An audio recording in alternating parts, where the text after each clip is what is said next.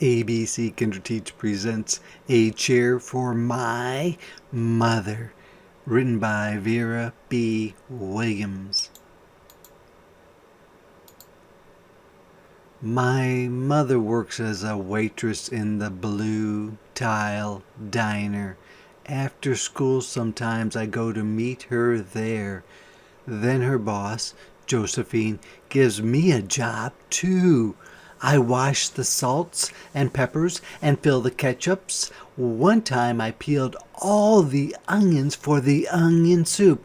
When I finish, Josephine says, "Good work, honey," and pays me.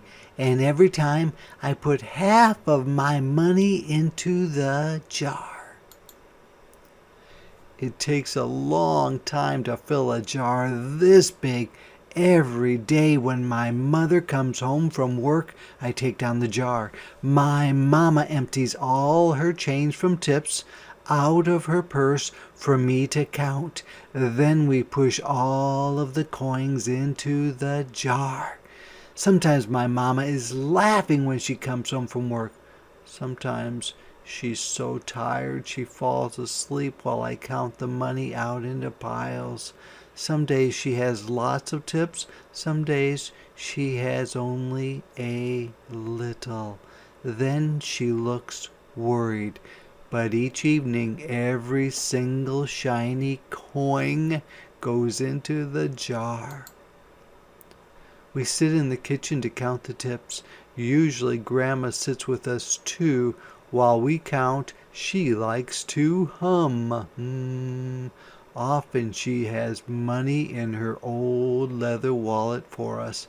Whenever she gets a good bargain on tomatoes or bananas or something she buys, she puts by the savings and they go into the jar.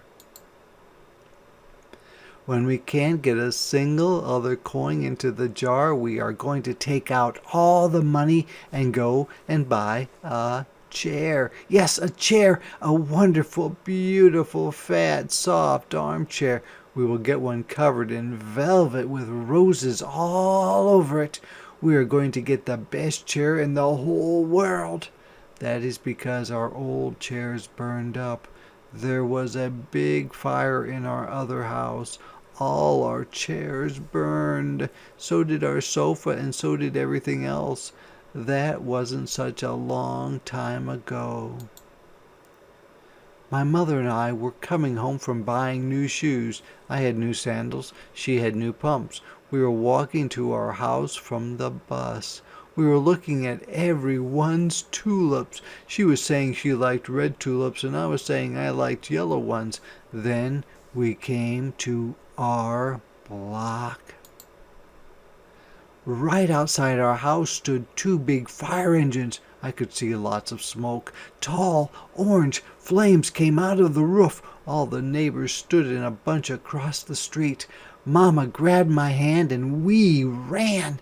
My Uncle Sandy saw us and ran to us. Mama yelled, "Where's Mother?" I yelled, "Where's my grandma?" My Aunt Ida waved and shouted, "She's here, she's here, she's okay, don't worry." Grandma was all right. Our cat was safe too, though it took a while to find her, but everything else in our whole house was spoiled. What was left of the house was turned to charcoal and ashes. We went to stay with my mother's sister, Aunt Ida, and Uncle Sandy. Then we were able to move into the apartment downstairs. We painted the walls yellow. The floors were all shiny, but the rooms were very empty.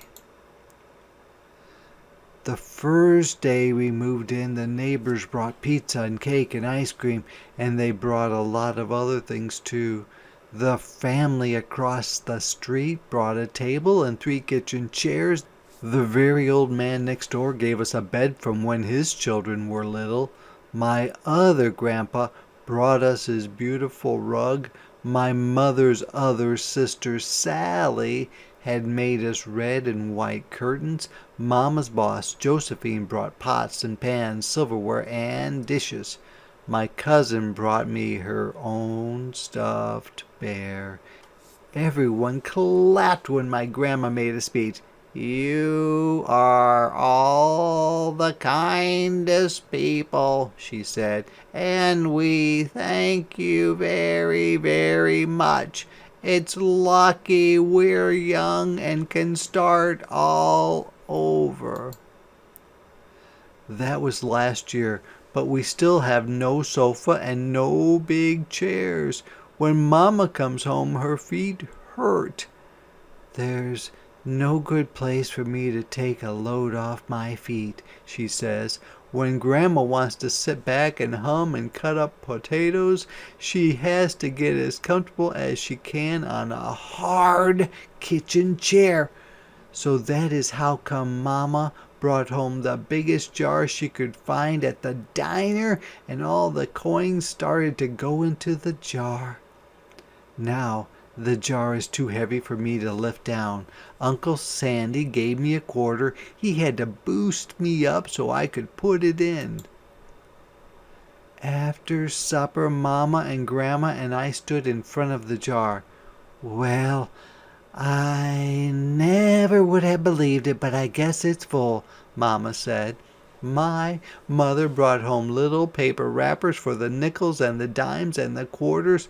I counted them all out and wrapped them all up.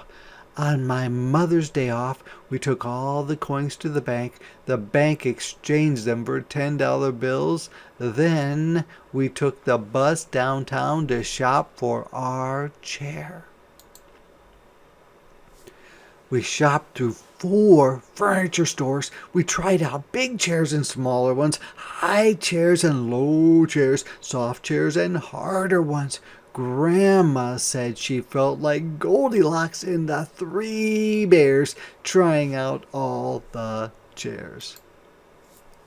Finally, we found the chair we were all dreaming of, and the money in the jar was enough to pay for it. We called Aunt Ida and Uncle Sandy. They came right down in their pickup truck to drive the chair home for us. They knew we couldn't wait for it to be delivered. I tried out our chair in the back of the truck. Mama wouldn't let me sit there while we drove, but they let me sit in it while they carried it up to the door.